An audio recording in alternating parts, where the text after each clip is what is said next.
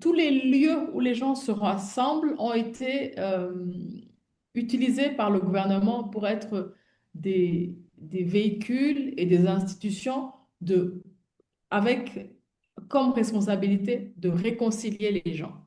Il y a par exemple beaucoup de récits euh, dans des écoles où les enseignants ont refusé de tuer les élèves, où certains élèves ont fait solidarité quand on leur a dit séparez-vous et tout, ils ont refusé. Et en fait, ces récits-là sont souvent racontés, re-racontés par ceux qui les ont vécus, re-racontés sous forme de pièces de théâtre. Les personnes ont été primées, il y a eu des prix, des médailles, des gens qui ont été primés comme, il y a des grades en fait, il y a comment on appelle ça, les gardiens de la mémoire. Il y a des gens qui ont reçu donc des prix, même des prix posthumes, pour rappeler en fait leur rôle clé dans le refus qu'ils ont eu de tuer. Et on éduque en fait les enfants, les élèves, les étudiants à ça en fait. Ça fait partie de l'éducation civique.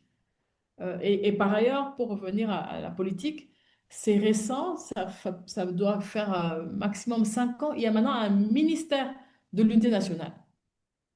C'est pour vous dire, c'est la grande affaire de ce pays. Euh, l'unité.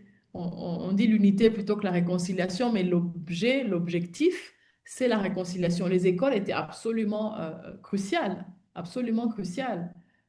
Et parfois, je pense qu'il y a même des jeux de rôle, il y a eu même des formations c'est pas des psychologues scolaires, mais c'est quelque chose qui ressemble à ça pour continuer à constamment éduquer à l'unité nationale, à la réconciliation.